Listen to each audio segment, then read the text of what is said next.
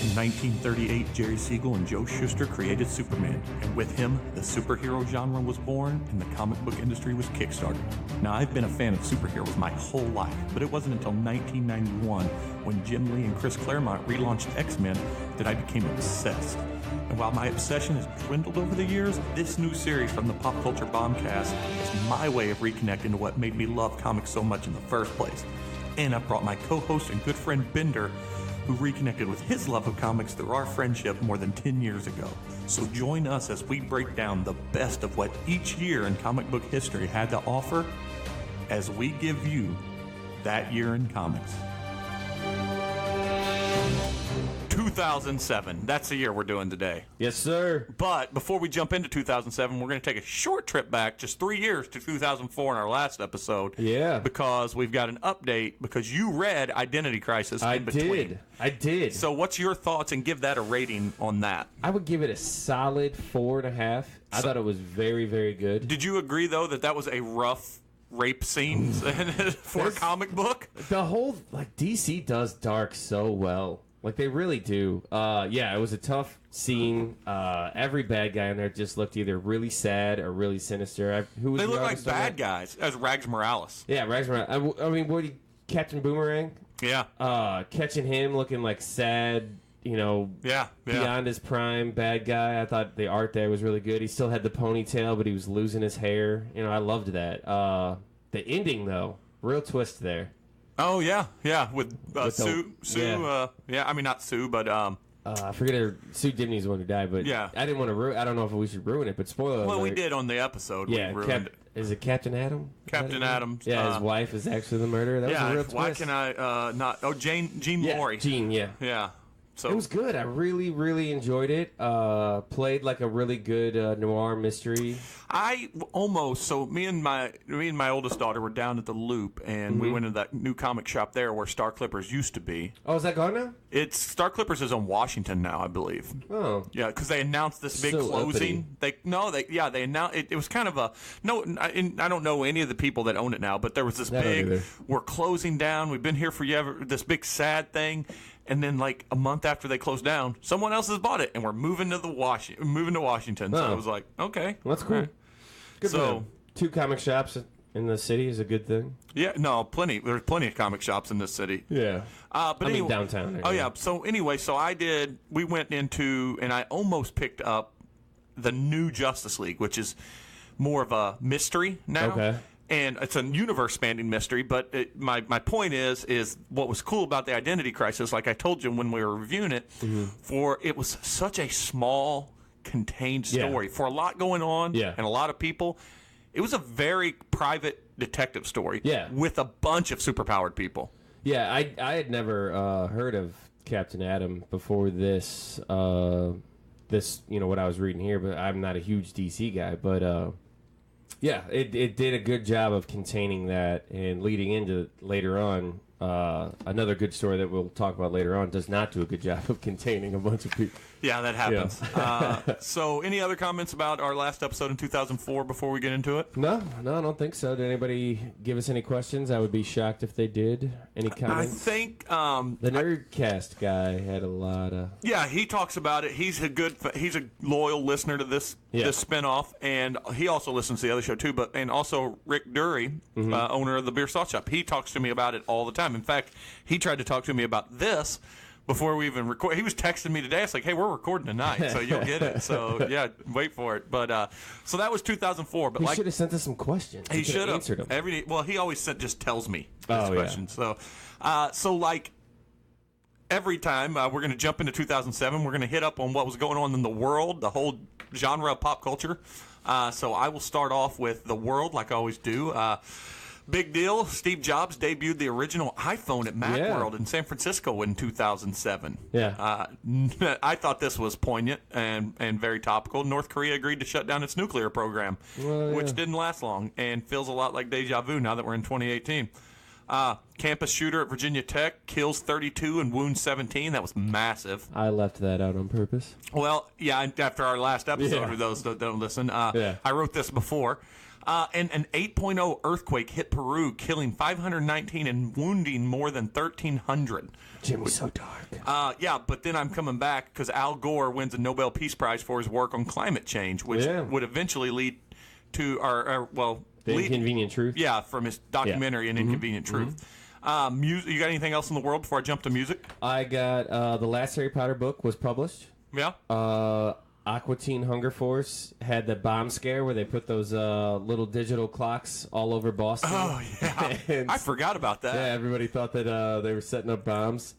Britney Spears shaved her head. Well, that's music, but I get it. Okay. But, so let's just jump to music. Well, hold on. All right, the writer's strike was a big deal. That was a big deal. You could tie that one into movies and pop culture there on that part. But, yeah, that was a massive deal. And Bob Barker left The Price is Right.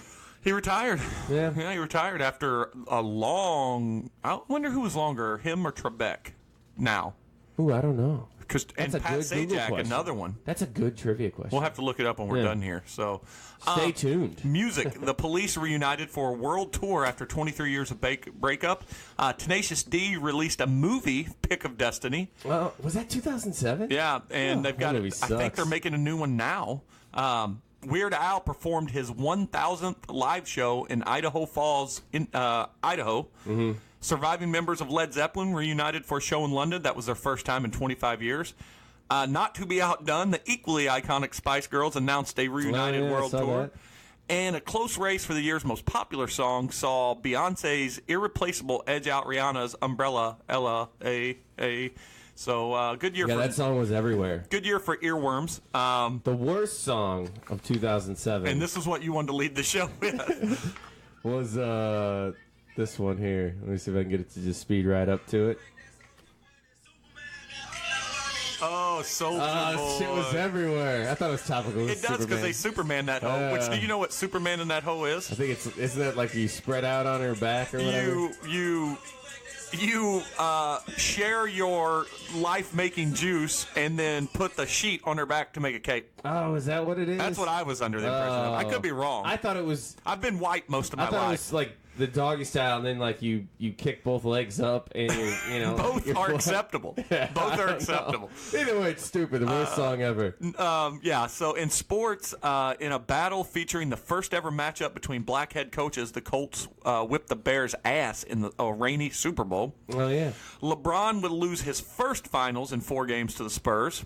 Yep. Movies and pop culture. TV's Merv Griffin died. Big player in TV. Yeah. Pirates of the Caribbean at World's End just barely edged out Harry Potter and the Order of the Phoenix for the top grossing film of the year. That movie sucks. Unbelievable that it passed up a great movie. Yeah, that's crazy. I would bet, though, I would go out on a limb and say J.K. got the last laugh, and her movies have made more money than those movies long-term. Yeah, but then she put Johnny Depp in it. Yeah, well, she's Check out the last episode. She said, if I can't beat them, join them. No Country for Old Men, though, won Best Picture. Can I just say real quick, that is the worst fucking movie ever. I hate it. We disagree there. I enjoyed the movie. I hate everything about that movie. Speaking of me enjoying movies that most people wouldn't admit to, I quietly enjoyed Stomp the Yard in 2007. Well, I didn't know that one was on there. Also, very underrated movie I felt in 2007, Smoking Aces.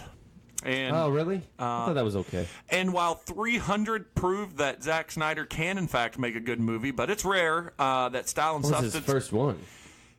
Dawn of the Dead was his first one. Oh. Was his first slow-motion one? His first stylized film. But he did prove that you can use style and substance. They can go hand in hand. But pertaining to the genre, Ghost Rider and Fantastic Four 2 failed to push the... I didn't even know those were on there. Further the genre of superhero movies. Luckily, they rebounded. So yes, because I grabbed a bunch of movies. Ratatouille was out there. Big one. Spider-Man 3. Oh yeah, that's the one worst also one. Sucks. The only one that I like of the whole series, Transformers, the first one came out. That was a good movie. Personal favorite, Hot Fuzz. That would be the second of the Edgar Wright. Yes. Yeah, it was Shaun of the Dead, then it was Hot Fuzz, and then it was At World's End. Yeah, and I love that. Yeah. See, I think Hot Fuzz is the best of those 3. See, why I think that's not the popular opinion. I bet they probably say Shaun of the Dead. Yeah, most people do, but watch Hot Fuzz twice, and you'll. But what I was about to say though is, even though that's not the popular opinion, that's a great argument because I love all 3. Yeah, they're great. All 3 of them are great. Other geek cred for that year was I Am Legend, which is not a good movie. Good book, though. Hey, we got 3 people joining right now. Oh, hey, guys. One's my wife. She won't join us in studio, but she'll watch from upstairs. She's just checking me out silently. That's right. And then Beowulf. Beowulf. Yeah. And then Sunshine came out, which I thought was an underrated. Oh, you mean Eternal Sunshine on the Spotless No, Mind? no. Just Sunshine. What was that one? Chris, the space one. Oh. It's got Captain America in it. It's also got and Cillian Murphy. Yeah, Cillian Murphy, and it's a very underrated movie. It's quietly a horror movie that you don't know going into it. Yeah, but it's a good thriller. I enjoyed it. Yeah. Yeah, they're trying to reignite the sun, and they're doing experiments on very weird ending. But enough of all that. Enough of all that. You got anything else before we jump right into some comic news for 2007? I don't think so. That's it. Well, let's go right into it. And I know you made fun of me a while ago for being too dark, but I will lead because I want to get out of the sadness out of the way. Tragically, a very great artist in Mike Ringo died of aortic dissection at age 44. Notable works for him. He was one of the definitive artists on The Flash. Fantastic Four. He's had his creator-owned Telos, which was fantasy with where animals were very much they had the human characteristics. What's that called? Animorphs? So whatever. I don't know. There's a word for it. Yeah, I know what you're saying. But so and there's an annual award called the Ringo Award named in his honor, and is presented annually at Baltimore Comic Con, which is one of the original massive Comic Cons in the world. So yeah, it was. I love Ringo's art, and I you could still scour the dollar bins for Telos, but it was beautiful. I don't even know what it was about. I remember buying them. I don't know if I ever read them though. Yeah, still good. Sales in 2007. 2007 was a pretty strong year for comic books. It was 9% up over 2006 and would be the 7th straight year at the time for growth in the industry. And I remember working at a comic shop. It was doom and gloom for the printed book. Okay. But it was still on the incline. All right. So let me ask you this. Do you think that has anything to do with Civil War coming in at the ending at the very beginning of 2007? No, and we'll get into the other books. I think Civil War had a big part of it, but I think it was a microcosm of epic event after epic event, and they just happened to have some good ones. Civil War was a good event at the time, and so there was some other stuff. So just on that note, spurring the growth was a strong start to the year thanks to the Civil War, the end in February, and then Marvel kept on pushing the envelope with the death of Captain America, which was March, which was Captain America number 25. Mm-hmm. Summer saw, and this is one Rich brought up and wanted to know if we were going to talk about it, saw Thor number 1, which was J. Michael Straczynski's run on Thor, which was a massively successful and critically acclaimed run. And that saw Marvel have its biggest month in the summer since 1996, one of their single biggest months with Thor number 1.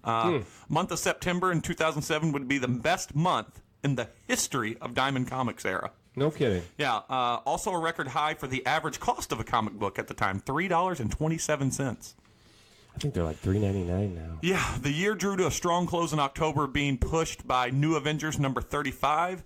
And after a slight dip in November, December capped off a great year led by Ultimates 3 number 1, which I love Ultimates 1 and Ultimates 2, and I was going balls deep into Ultimate 3 with Joe Madureira as the artist, and it's awful. It's so awful. I mean, it's only 3 issues because he was chronically late, and if you read them, they don't make much sense. Yeah. It's awful. But the top 10 books of the year, though, were in order from 1 to 10. Captain America number 25 was the number 1 book of the year. Shocking. Civil War number 7, followed by Civil War number 6. And it's funny that the last year we did, 2004, was dominated by DC books. Yeah. Here we are 3 years later, and it's almost like WCW taking over WWF's ratings. They didn't look back. Thor number 1.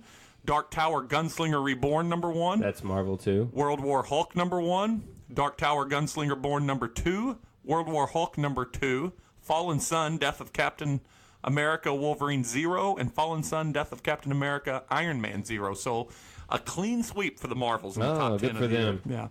Yeah. There were 42 major comic book conventions in 2007, 4 Wizard Worlds that year, and they had the first ever 6 full countries of comic book conventions. So 6 full countries. They hit 6 countries, different countries that year. Yeah.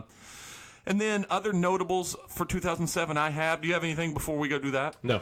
No, I'll let you do this one. Some other notables I had, other than the massive success of the death of Captain America, which, by the way, those that don't know, Rogers ended up dying at the hands of his then pregnant girlfriend, Sharon Carter. We would later go on to find out she was brainwashed by Dr. Faustus, and she would lose the baby. And Bucky would go on to notably replace Captain America. Yep. It would be a gun-toting Captain America from there on out. Garth Ennis's The Boys was canceled at Wildstorm and then rebounded and came back at Dynamite, which had a very successful run for Dynamite. It was their biggest book at the time. Never read it. It's okay. I mean, it's Garth Ennis, and he's got his niche. Preacher's one of my favorite series of all time. His run on Punisher was massively successful. I think by then, though, especially at the later end of The Boys, it was just he was almost a parody of himself. Yeah. He was doing this really raunchy humor. Raunchy, gross stuff. And, you know, and it's crazy to say, but maybe one of his most enjoyable books was The Pro. I even have the hardcover. Oh, really? And it's a parody of Justice League where they knock up this prostitute. Superman knocks up a prostitute, and she gets superpowers from it, so she's a superpowered prostitute. That's funny. Yeah, pretty good. Batman Legend of the Dark Knight was canceled in 2007 after 215 issues.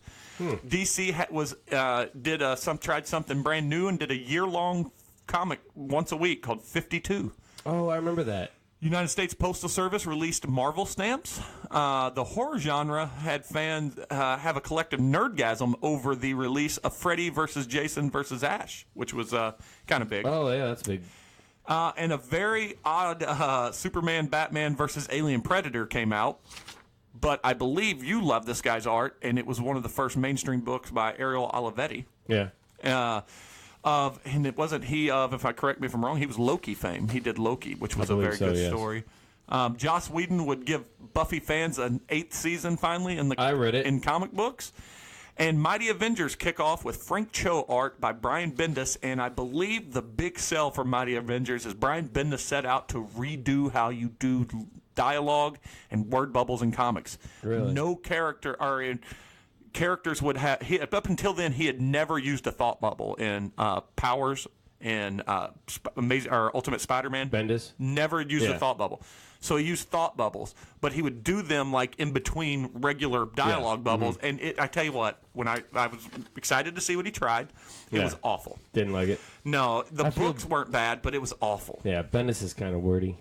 He does get wordy, but hey, now his wordiness is reinvigorating Superman. So DC exclusive now.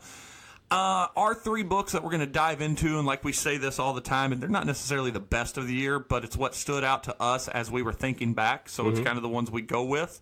The main criteria, you and I had talked about this back and forth off air, was the vast majority of the stories issues need to take place in the calendar year that we're featuring. So if it's a 12-issue run and 10 issues are in there, it counts. If it's 6 and 6, that 6 issues, if it's a contained story arc, will do. Yeah. So that led to us not having Next Wave Agents of Hate, which both of us can agree is one of our favorite miniseries of all time. I love it. Anybody who is just looking for like a self-contained Marvel story, that's one to pick up. It's hilarious. Hey, your wife has joined us. No way. Hi, Rachel. Oh, there's the camera. And my shortstop of my softball team, Mike Miley. Your Mike. friend, Yeah. But we will have to wait on that, and we'll also have to wait on Civil War since the last issue came out and then, but no other issue. And there's a ton more of good stuff. 2006 will be a good one if we ever jump into it. It really will. But we're not doing that. No. Today's 2007, and And you're gonna kick off 2007 after you get your beer with what was possibly the first. To me, felt like the first major just X-Men crossover since the 90s, when the X-Men were doing it and they were the juggernauts, and that would be X-Men Messiah Complex. Yeah, it took over. It was new X-Men. I've got it here. You do? It was 13 chapters between X-Men Messiah Complex one-shots, Uncanny X-Men 492 to 494, X-Factor 25 to 27, New X-Men 44 to 46, and X-Men 2005 to 205 to 207. Yeah. I'll go ahead and tell you it was written by a combination of Ed Brubaker, Mike Carey, Peter David, Craig Kyle, and Christopher Yost, which was I've always been curious. I've always wanted to know how when they lay out these kind of crossover events, like for instance, like when you have Civil War, in 2006, issues 1 through 6 was all written by the same person. All the spin-offs and the side stories were written in their respective books by someone else. This, though, was a story told from all of those books with different writers. It's almost like they each got their own chapter.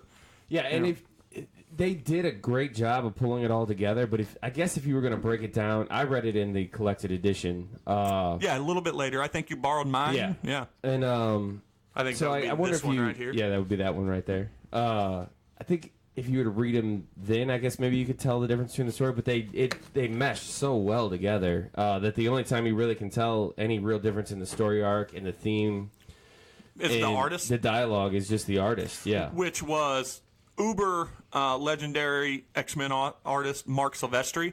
I think he did the bookends of the big books, the first and last one.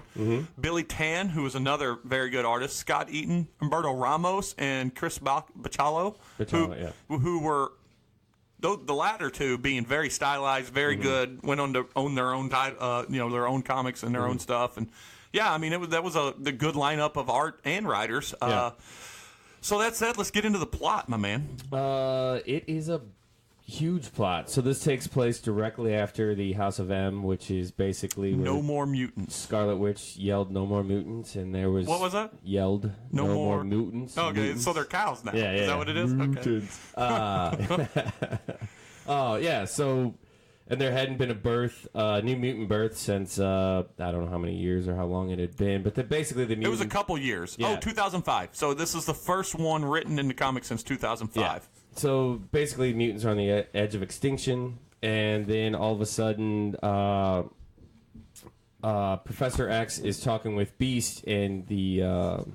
what I'm thinking. Cerebro. Thank you. I lost it for a second. And he's attacked basically with a psychic overpowered thing, and they find out that there was a mutant birth in Alaska. So Cyclops rallies the team, and they take off to Alaska to hop on Blackbird. Yeah, to see what's going on. And when they arrive, they find a battle had already taken place between the Purifiers and the Marauders. Marauders. The Acolytes, the Reavers, and the Purifiers were all there. Yes, and the Purifiers are basically anti-mutant church freaks. The Marauders... Oh, you're right. I'm sorry. At this point, it's just the Purifiers and the Marauders. Yeah. And the Marauders are basically the bad guy versions of the X-Men. They're a little bit darker, a little bit harder, and they're ran by Mr. Sinister. Yes, who's permanently always after the Summers. Yes. Whether that's Jean Grey or Scott Summers or their offspring. That's why we have a Cable and a Nathan Summers and all this stuff. So they find out that they find out that all these babies were killed. So this new mutant is her mutant powers are from birth right away, which is rare. They usually show up at adolescence, puberty, adolescence, and so right away, Cyclops puts a team together to go after the Marauders. Maybe the darkest thing he's ever done. He creates an assault team. Yeah, with, basically a hit squad. Comprised of Wolverine, Storm, Colossus, Angel, and Nightcrawler. And they have just green light. Just do what you got to do. Be Wolverine. Yeah. Which is weird in retrospect, putting the likes of Storm and... Yeah, I thought Storm being on there was weird. And she's Nightcrawler, who's really religious. But I guess, hey, when it's after this kid, you get a chance to kill whoever you want. Yeah, but then he does another plot with Jamie Madrox, which is my favorite.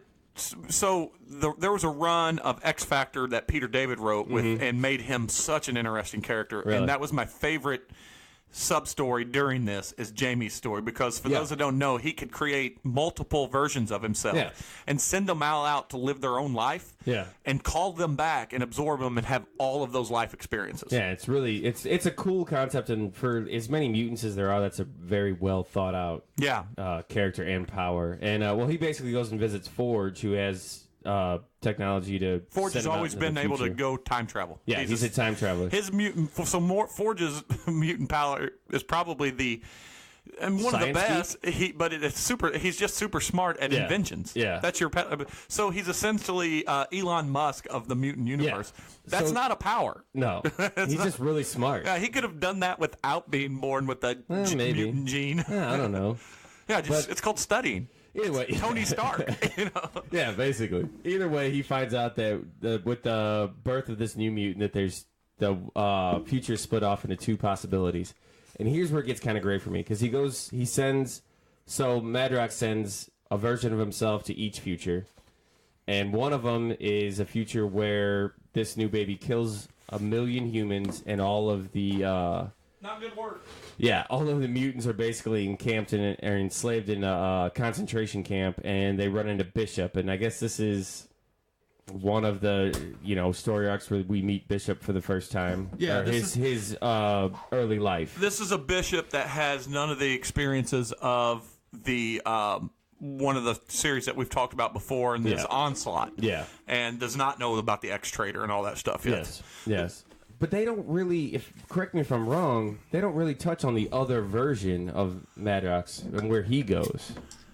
They never really touch on that, if I can remember correctly. Well, no, I don't think so. Does he may, and I could be wrong. Yeah. He may end up being the villain version that starts killing other ones so he doesn't have to come back. Well, I know as soon as he disappears that the clone or the basic first version goes into a coma. Because of the stress of sending one through time, which he'd never done before. Mm-hmm. So while that all is going on, Cable is running around, and he turns out that he actually has the baby.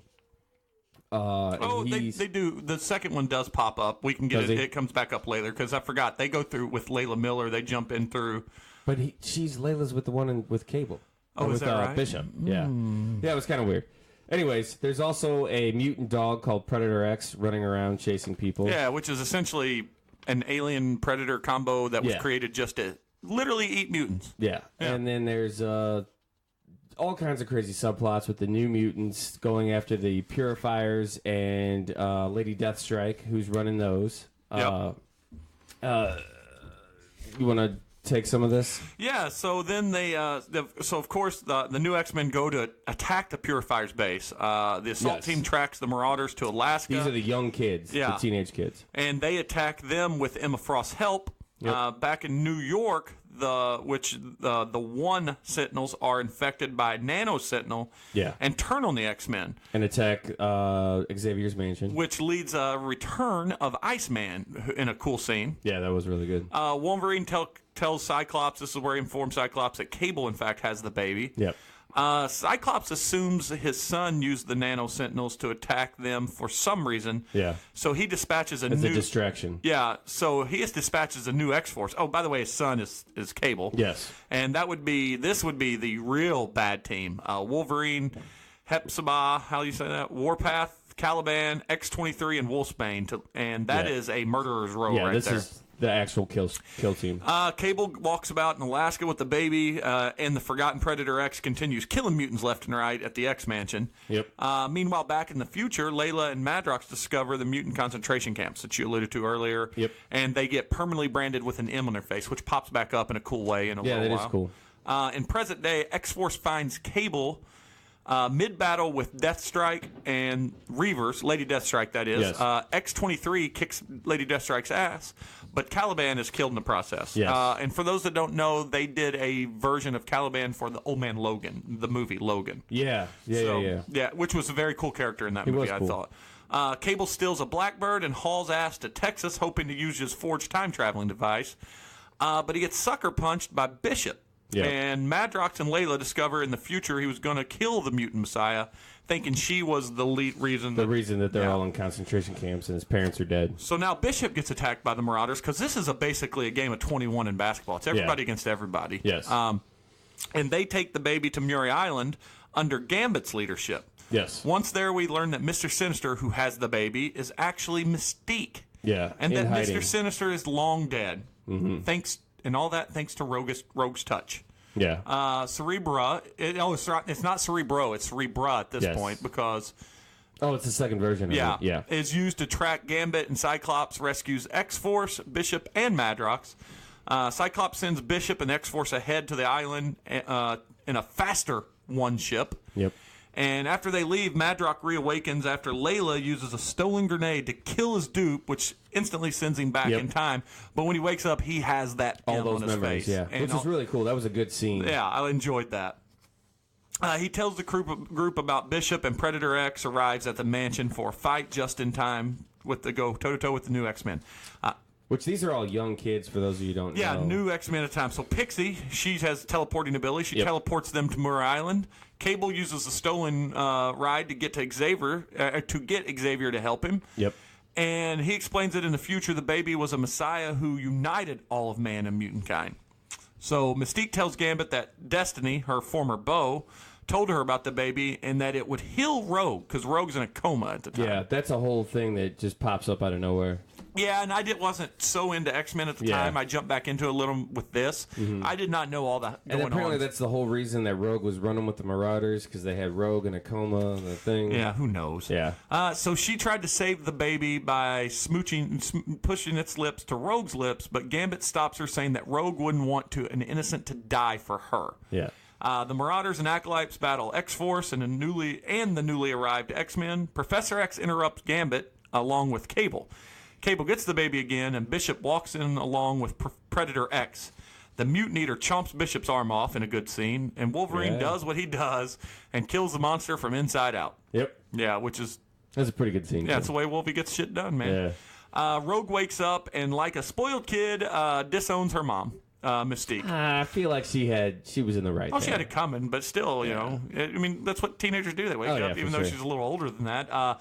She leaves Gambit along with her and Mystique's memories. Yeah, she's got to be. She's got some time to think. Right. Cyclops demands that Cable hand over the child, and Professor X flip-flops like he's known to do year after year. Professor X may be the worst leader in all of comic books. Yeah, and that's one good thing about this book. Well, there's plenty of good about this book. It really does work really well, but Cyclops taking over and basically saying you've lost all your credibility. Chris Oath chimed in that when our beer was empty, we needed a mutant beer refilling power, which is a great power. That would be amazing. Scott then sees what everyone's been fighting for when he looks in the eyes of Hope. Obviously, at that point, we are to know that Hope is essentially Jean Grey reincarnated. Yeah. So to speak. And a pissed-off Bishop takes Scalp Hunter's gun and shoots at Cable, who time slides into the future. The man that once knew of the X-Trader misses Cable and smokes Professor X right in the head. Yep. So, of course, Cyclops responds with a powerful optic blast that just kills Bishop, or wipes him out, doesn't kill him. Yeah, which kind of is lazy writing, because Bishop's whole power is to absorb energy. Yeah. So you think it would have just been like, cool, thanks. I think he kind of overloaded him. You can't overload him, but it seemed lazy. So after Professor X is shot, his body is teleported away with Cyclops, away as Cyclops officially disbands the X-Men. Yeah. Which has happened before. Yeah. Flash forward to the future, and then the epilogue. Cable appears, baby in arms, and states that the hard part is just getting started. The aftermath would see Cable get his own series, which would replace Cable and Deadpool, which we've talked about on here. Yep. And following his adventures on the run to try to raise the baby, whose name is Hope, as I mentioned, and keep him away from Bishop, who's hot on their heels. The next story arc would be Divided We Stand, which would immediately follow this. There was a sequel titled Messiah War by Craig Kyle, and then a third part called Second Coming. Apparently, Craig Kyle wanted to see this as the ultimate trilogy for X-Men. It didn't play out that way, but that's essentially what Messiah Complex was. Good art, convoluted at times, cool moments at times, like all X-Men stories seem to be. But it's complicated and is... go ahead and finish your... No, that was all I was going to say. So, what I liked most about this is there's a lot of cool mutants in it. And that's the same thing that I don't like about it, because there's a bunch of scenes where I'm like, who the fuck is fighting who, and who's good, if you remember, who's bad. One thing that House of M did, and one thing that this was kind of still reeling from, is what Grant Morrison did when everybody was a mutant. Yeah. You know, he just went all willy-nilly and made mutants everywhere. And that's the good and the bad of this, is there is a lot of really cool characters, and a lot of them get a chance to shine, but some of them that you want to see more of don't get a chance to shine. But unless overall, you followed their other books eventually. Yeah, but overall, I thought the whole story was spectacular and played like a fun on-the-run movie. Well, so what is your six-pack rating of this story? I'd give it a 5. It's a solid X-Men. It could have been a way more confusing.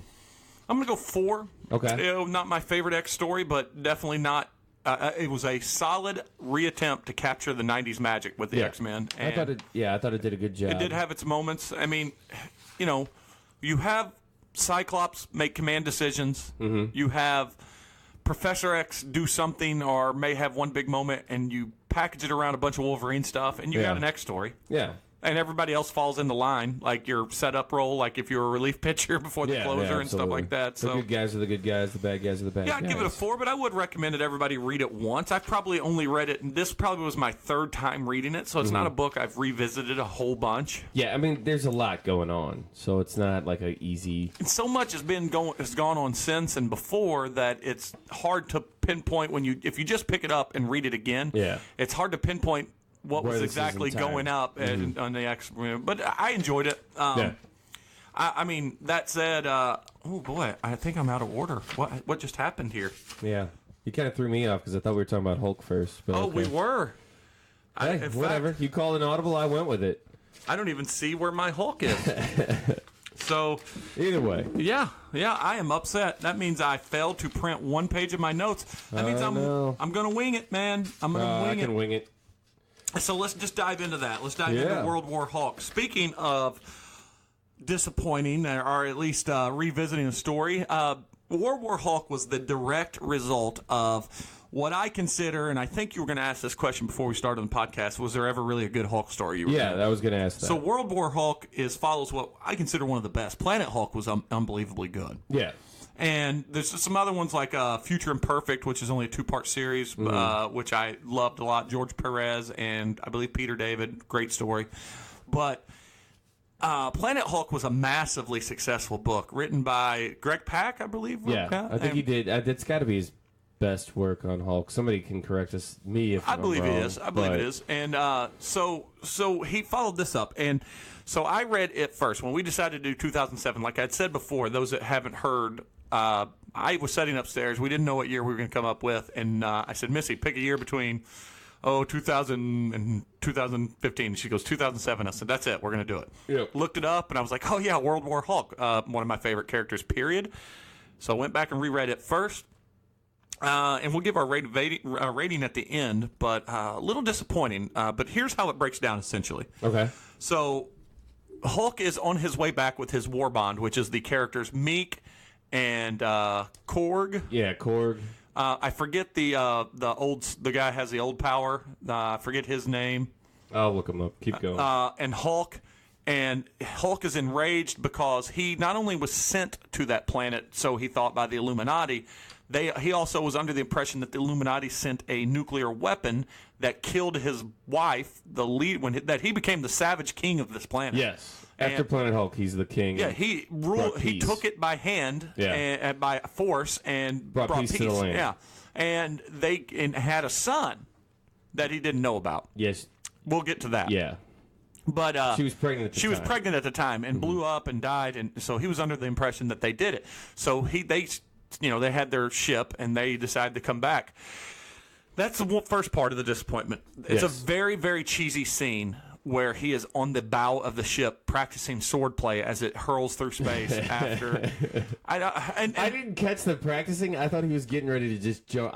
What I saw it is he was jumping off to literally fight. He couldn't wait till the ship lands. He's just going to jump to the moon. Let's just assume that was it, too. Still retarded. That was stupid. Yeah, because they see it. They're like, he's out on the bow, preparing. And so he's just going through katas or something, whatever it is. Maybe he was meditating. Whatever, it was awful. Hulk doesn't meditate. By the way, we should say that not only did Greg Pak write this, right, but it was illustrated by John Romita Jr., who is a great artist, famous legendary artist. I just didn't from like legendary the art, though. It's not his best work. I think his best work is arguably either a Punisher or maybe Daredevil, A Man Without Fear. Yeah. I think that's probably my favorite work of his. Yeah, I'll give you that. This felt Kick-Ass was very good. He did Kick-Ass. It was very good. Speaking of feeling rushed, so my favorite moment of the whole series takes place in the first one. Like you said, he gets to the moon. Just ended there. Black Bolt, who's my second favorite Marvel character, greets him on the moon. And those that don't know, Black Bolt has the ability to destroy planets with his voice. Yeah.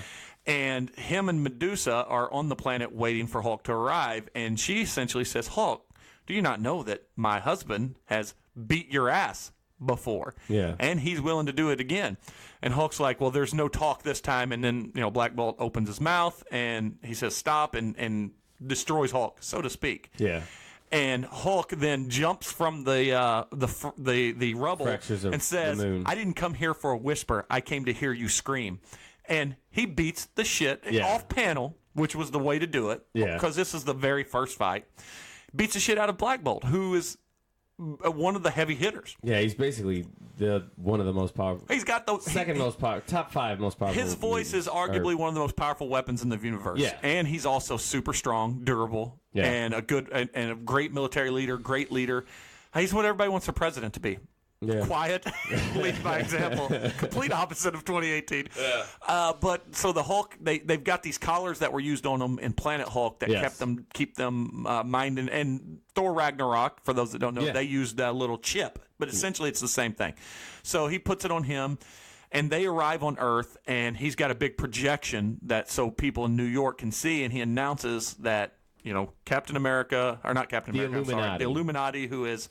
Doctor Strange, Reed Richards, Iron Man, who else? Doctor Strange, Reed Richards, Iron Man. Namor, was he one? No. Professor X. Professor X and but he doesn't play Black Panther. But neither one of them were there. Right. They never played a role in sending him They were against it, sending him off planet.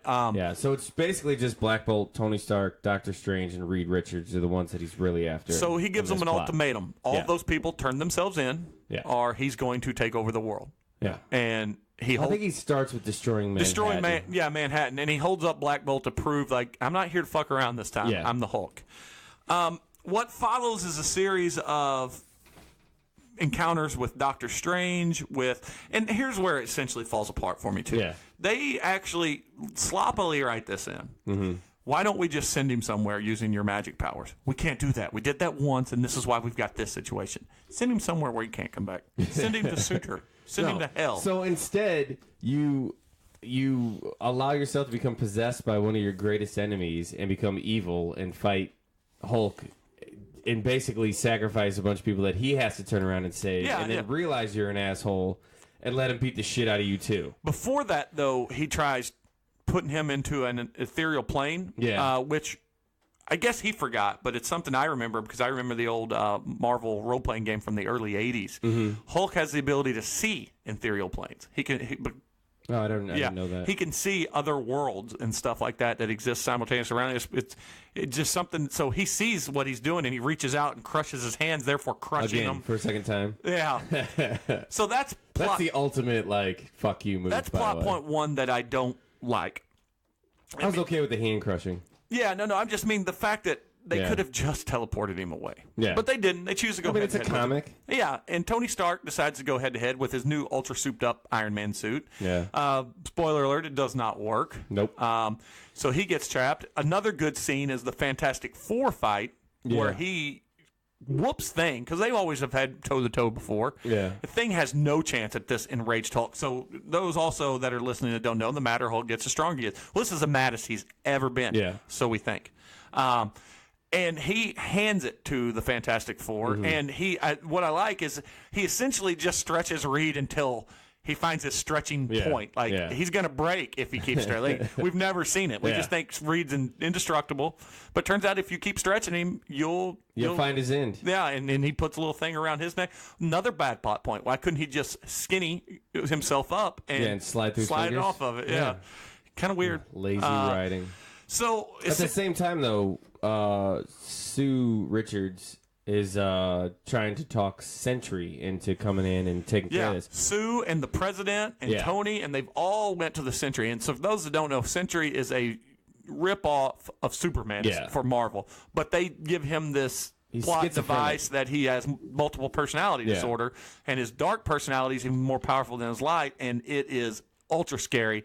And there's a history that the Sentry and Hulk are best buds. And the Hulk, because of the childlike rage the Hulk has always been scared of Sentry's dark half, the Void. Yeah. It could cause him paralysis, fear, kind of like the newest Infinity War movie. So that's all. That's at the end of every book. It's like they go and peel the Sentry, and he won't, because he's got agoraphobia at the time. Yeah. He won't. He's scared. Won't leave his house. Yeah, he's scared to go outside. So all of this is going on. Rick Jones decides to get into it and try to talk sense into Hulk and things like that. His Hulk's oldest best friend. Yeah, his oldest buddy in the world. The guy that Bruce Banner saved and caused the gamma radiation to turn him into Hulk. Later turns into A-Bomb, I believe. Yeah, a version of the Abomination. So Hulk ends up getting all these guys in their thing, and he basically says, here's what happened to me, and now it's happening to you. You're going to battle last man standing. And they're in Madison Square Garden with the roof tore off. It's so cheesy. It is very cheesy. So they start to battle and stuff and all that stuff. Well, of course, the Sentry shows up. Yeah. So Sentry shows up, and they have an epic battle. And it's done okay. It's not the best. Yeah, they basically fight themselves back to their human form. Yeah, they fight till both of their energy is completely exhausted. Yeah. And Sentry is unable to stand up, and Bruce gets up, which I call a win for Hulk. But he's so mad that even the Void can't scare him.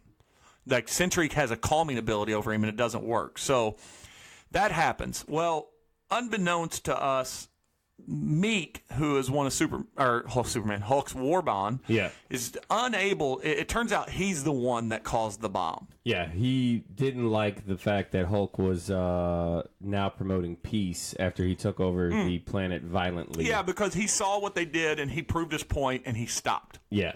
And Meek didn't like that. He didn't want him to be. He didn't want to be. Meek wanted him to still take over and just be a destroyer, what he is. Yeah, and he confessed to doing the bomb. Yeah.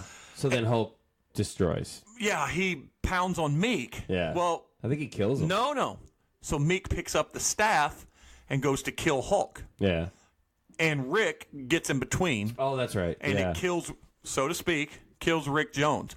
So where I said this was the maddest Hulk had ever been, he goes one step beyond, and he pounds Meek into puddle. Yeah. And Meek saying, yes, this is what I want. And the Hulk is so enraged, and here's my last, second to last major complaint, that he's power stomping the planet. And he's going to break it in half just by power stomping. Yeah. And somehow he's emitting gamma power when he stomps. It's just badly done. It's really stupid. And Iron Man, who got his second win, they got the collars off of him. Yeah. Has a ultimate solution. He's got a super-powered laser, which, for my anime friends, is completely ripping off the animated and comic version of Akira. Okay. That's how they kill. I didn't know that. They use a big superpower satellite, and you have to get close so it can pinpoint it. So a naked Tony says, on my mark, fire, and he gets close enough to the Hulk, and he jumps by so it hits him, and we're under the impression that it kills him. Yeah. But it doesn't. David Banner's just... Yeah. He's trapped in a little... Bruce, not David. Bruce, yeah. Same thing. David Bruce Banner. Yeah, they played the same guy. Well, it was the the TV show versus the comic. And they end up trapping him in a little container that's glowing red, and I think... They imprisoned him and the rest of the Warbound underground. Like you said, though, that's just... Why wouldn't they have just done that in the beginning? Like, you guys are the smartest people on the planet. You couldn't figure out how to get him to stand next to you for 1 second? Yeah. Get the fuck out of here. Jibber jabber. Well, Tony fought him. He could have just shot him. The fact that they were trying to reason with him, and this is someone they had already decided a year earlier to shoot him off the world. Yeah. Because there was no reasoning with him. Yeah, but he came back, he could talk better. And angry. Yeah. And I tell you. Now, me rereading this, going back and reading. So when did you read it in 2007? Oh, I had a comic book store. Yeah. So, yeah, I mean, I was getting them in there. Okay. I was very excited every week. They were Michael Turner covers. I loved it. And the problem is, though, so at the time when I read it, I thought it was a 6. And I got done with it, and I was like, oh, man.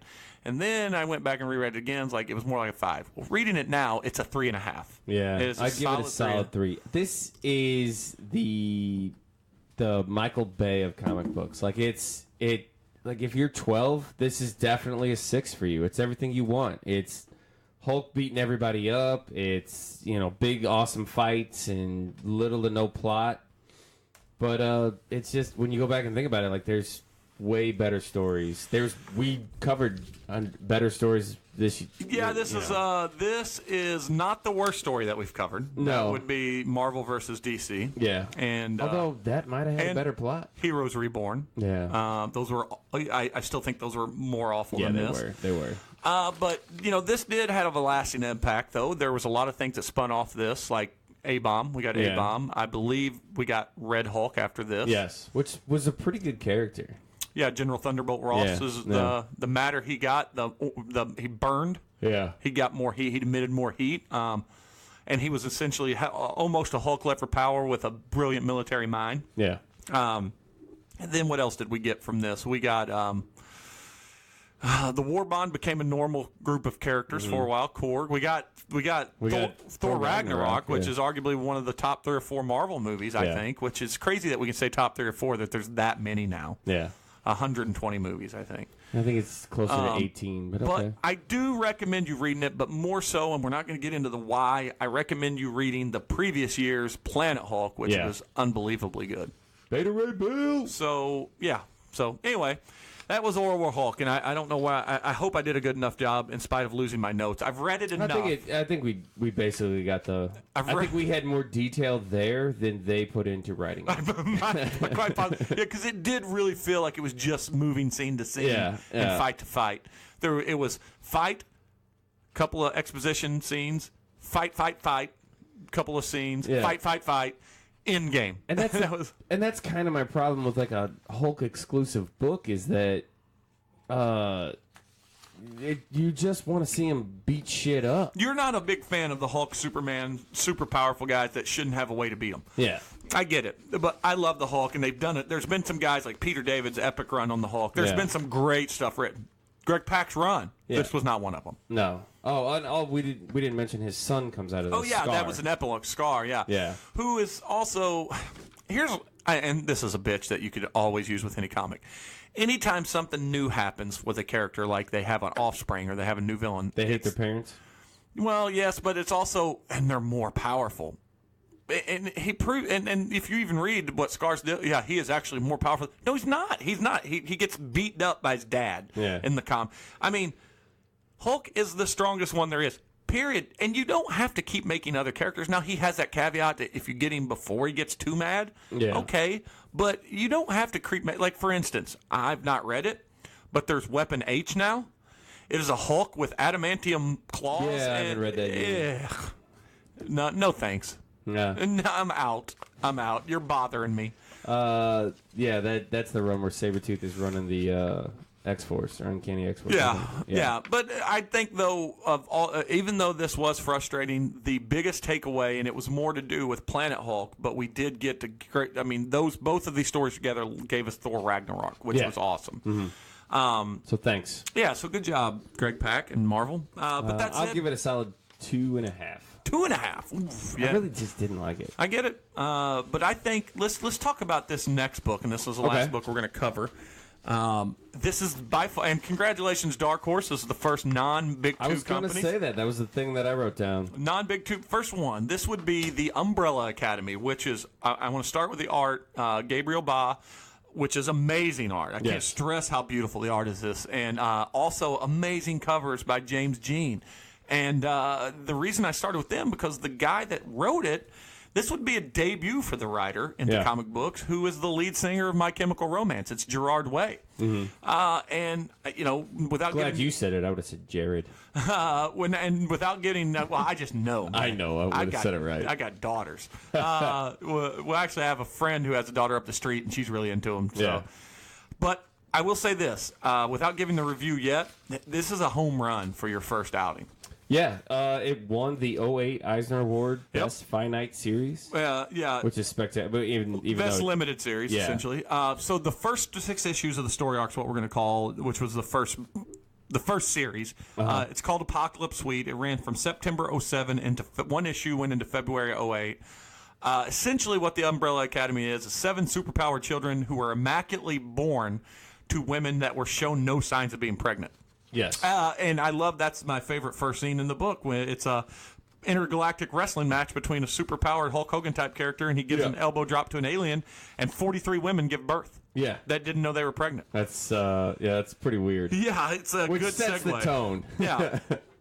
So this rich, super powerful inventor and adventurer who happens to be an alien wearing human skin, a la Edgar in the Edgar suit in Edgar suit from Edgar. Men in Black. The skin's on wrong. Sir Reginald Hargreaves. Or the monocle. He sets out. And they don't really explain it. There's a lot of stuff that's very mysterious, no backstory, which is good. It's almost like we came in the middle of the story on this book. Like one of my favorite things is all the detectives are chimps for some reason. Yeah, I love that. Yeah. So we'll talk about them here in a little bit. So he seeks out to adopt the kids. He only gets 7 of them, and that at the 7, and those 7 eventually would go on, and for the purposes of the story. We started a flashback when they're 10 years old. The Academy is made up of number 1, which is Luther, number 2, Diego, number 3, Allison, and that's what they're referred to in the books by their numbers. He rates them. He gives them numbers and rates them based on how much he likes them. Right. Yeah. It's very much an earned system of love. Yes. Number 4, which is Klaus. Number 5, which is... Doesn't have a name. They just call him the boy. Yeah. And then number 6 is Ben. And number 7 is Vanya. And so we get them where they take place, or stop an attack in Paris. Yes. Which the Eiffel Tower is shot into space. Comes to life, right? Yeah. Number 5, super weird. Number 5 disappears. Yep. And number 6 dies. Yes. So then we flash forward to 20 years, and we learn that the Academy is completely split up. They don't communicate.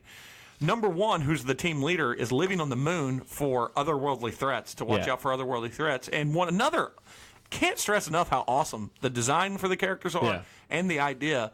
He has now got his head has been transplanted on a Martian gorilla's body. And they don't get into it right away. It's just something to do with him living in space and fighting things. Well, he loses it in a failed mission to Mars later. But they don't get into it right away. They're just like, oh, by the way, now he's got an alien ape body. But it looks awesome. It does look awesome. So he gets a phone call in space on a normal landline.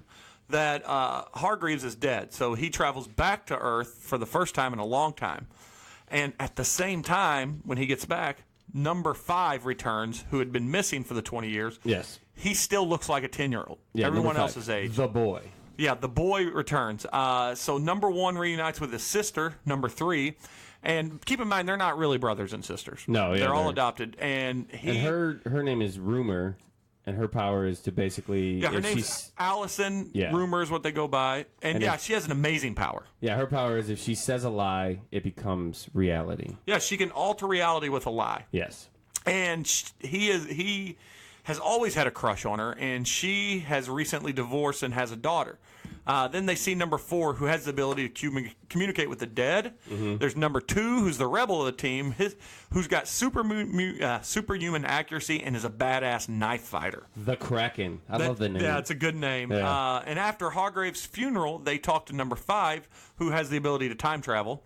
He reveals he's figured out how to time travel to the future, and he's been, for 60 years, been trying to get back to them and warn them. He says that 3 days after this funeral, the apocalypse will happen. Yeah, and the monocle told him that he could travel to the future, but he would never be able to get back. Right, and that's what he figured out. That's why, but he did it, and now he's been trying to come back ever since. Meanwhile, in the city, number 7, Vanya, who's an outcast because she has no powers to date, goes to the Icarus Theater, was invited, and she is offered to join the Orchestra Verdament. Yes. As a as a violinist, the one thing she does well, play the violin. Yeah. The Verdament is a group of musicians who claim they can destroy the world by playing what they call, appropriately, the Apocalypse Suite. Yep. She refuses to do so because that'd make her a bad guy. The Academy then fights the Terminatus, a group of destructive robots programmed by the Academy's former nemesis, Dr. Terminal. Yep. Names are awesome. They really are. Number 7 intervenes in the fight and has to be saved by number 2, is holding a long time grudge against her for leaving the academy years ago. And she also writes a tell-all book about living in the academy, and the rest of the siblings are not happy with that. They don't talk to her. This causes a resentful number 7 to return to the Icarus Theater, and she, in fact, joins the orchestra. Bum, bum, bum. This is where things start kicking up a notch, because it turns out that number 7 is actually the most powerful of the siblings. The conductor of the orchestra experiments with her to unleash her power. And this is where we flash to number 5, and one of the aforementioned ape detectives, Dr. Pogo. Yep. Go to a cafe where number 5. No, that's not Dr. Pogo. Dr. Pogo's the butler. The butler with no body. Yeah. To cafe where number 5 is ambushed by a mysterious group of masked men carrying laser guns. He kicks their ass because he is a badass. Yes. Number 7 dubs herself the White Violin and proclaims that she will end the world and the Umbrella Academy at the same time, which stands to reason. If you're killing the world, you're killing the Umbrella Academy. Might as well. Inspector Lupo, Monkey Man, investigates the crime scene where number 5 killed the masked men. Number 1 and number 3 admit that they love each other and they have a nice smooch. Yep. Number 5 finds Hargreaves' monocle, which allows someone to see everything about someone, and he passes out when he puts it on. The strain renders him unconscious. Yeah, the White Violin attacks the academy where they kill kills Dr. Pogo, so the monkey's killed. Rest in peace, bro. PETA would not love that. And then now, in the 6th and final issue, which is one of my favorite named issues of all time, Brothers and Sisters, I am the atomic bomb. I am an atomic bomb. Yeah. Number 1, 3, 4, and 5 are ready. They prepare to stop the apocalypse suite. Number 2 tries to kill number 7 and gets emotional and can't go through with it. Number 3 is slashed in the throat. Rumor, they cuts her throat so she can't talk. Yeah, she's essentially powerless. And number 1 takes her to a nearby hospital, leaving number 2, 3, and 5 to continue the fight with the Orchestra Verdiment, or orchestra. Number 5 shoots 7 in the head, but she lives. Number 3 uses telekinesis to stop meteors from falling to Earth, thus preventing the threat of the world's end. In the epilogue, we learn that number 7 remains paralyzed. Number 3 is never able to talk again, therefore is a normal person. 1, 2, 4, and 5 then return to the academy to find it destroyed. So that's it. That's the story in a nutshell. Yes. I promise you, if you pick it up and read it, there's so many nuanced little things and quirky. It's very quirky. Things about it. I remember near this time, Casanova was another book that I Similar love. art. Yes, in fact, the same artist. And Gabriel Bond did both of them. But that one was, who was that? That was not Brian K. Vaughan. J. Michael Straczynski? No, it was a Kansas City local writer. I can't think of his name off the top of my head right now. But anyway, they were both very, very out there books, but very different. The one was very psychedelic, and this one was just... it was fun. It was an odd, fun book. Very fun book. It, like you had said, it won the 2008 Eisner Award for Best Limited Series. It also, in 2009, won again for having Best Collected Edition. There was a followed-up series. Matt Fraction, Great writer. There was a follow-up series called Dallas, which came out in 2008, and it revolved around number 5's role in the Kennedy assassination. Yes. Its long-term impact, though, for those that don't know, they're going to debut the Netflix show this year, helmed by Steve Blackman of Altered Carbon and Fargo fame.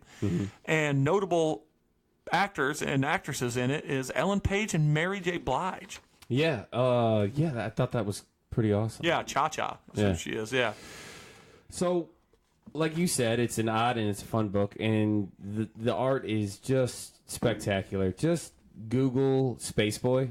Umbrella Academy. If you're not hooked on it right away from there, you won't be. But like just the image of him in the little space suit, the space helmet, and the monkey suit, and the little blaster gun, I was hooked right away. The moment I saw it, I'm like, this is the book for me.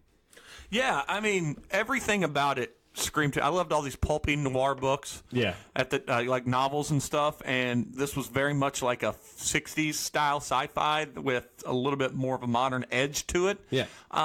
The dialogue was catchy. The names were very catchy, little quirky. Yeah, like the Space Boy, the Kraken, the Rumor, Seance, the Boy, the Horror, which I thought his powers, we didn't really get into him. They don't really get into him much there, but he basically summons monsters from his thoughts. Yeah. And it's usually a tentacle monster that comes out, but it's a cool fucking power. Yeah, I mean, they're all... And what I like about it, too, is something else you don't really get into, is they don't dive too deep into the other surviving kid. This was just all they don't mention any of the other 43. So, and then when you read Dallas, which we'll get into one day in the future, I'm sure, they bring it up again, but still, there's story left to be told. Yeah, there's a rumor... Not the character, but there is like because she can't talk. There's she can't tell anything. Story that they're gonna do a third story arc. And I hope they do, and I hope it's Ba and Wei. Yeah, absolutely. Ba Wei.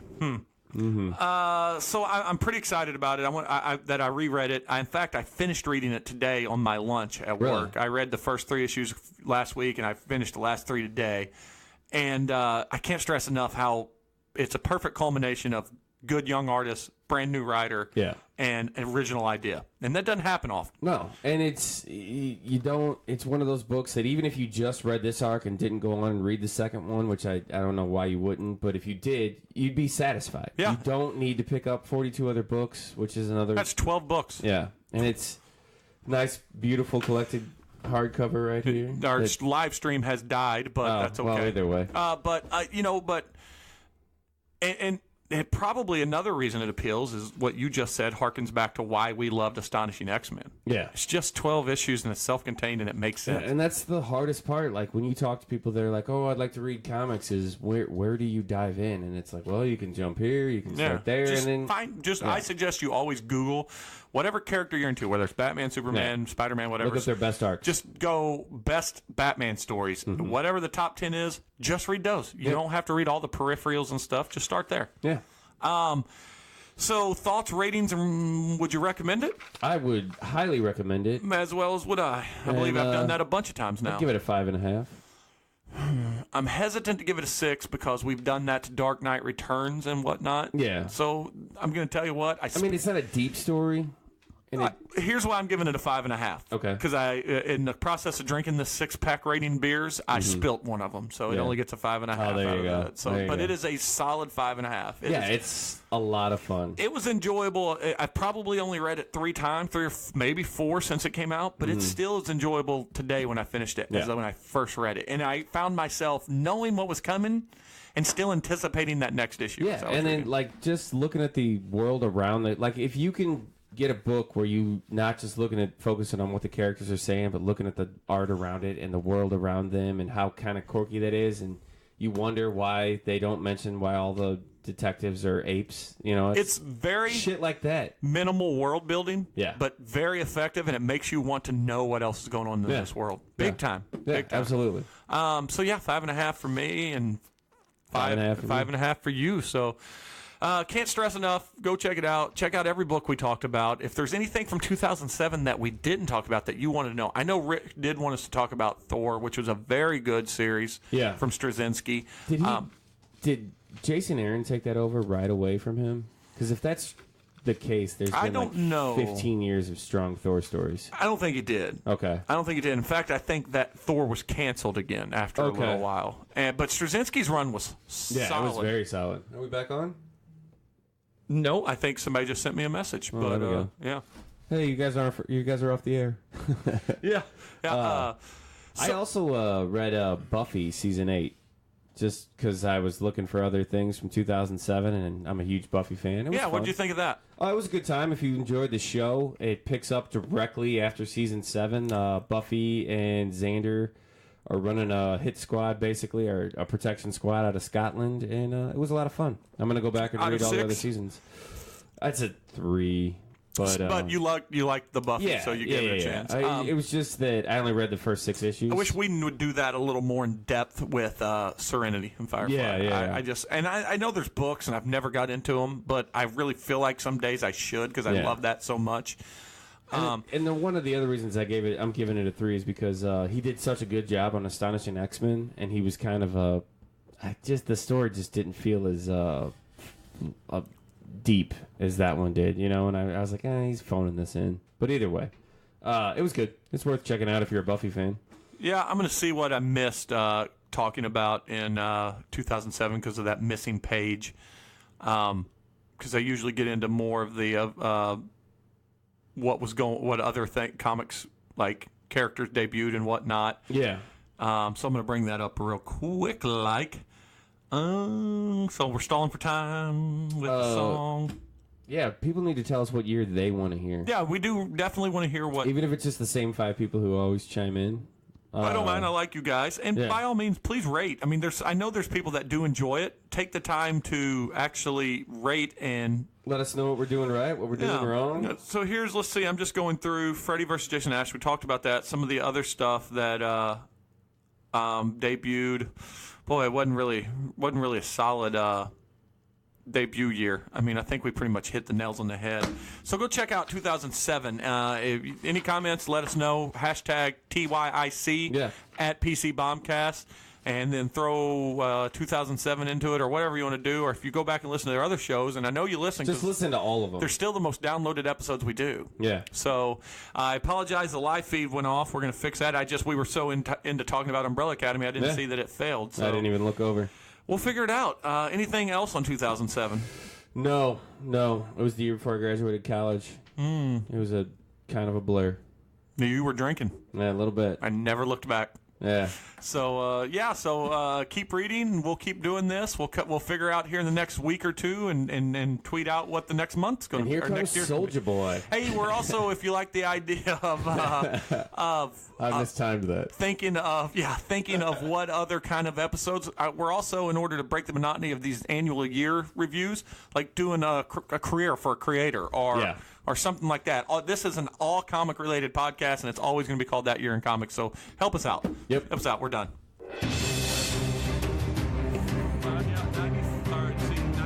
86, 94,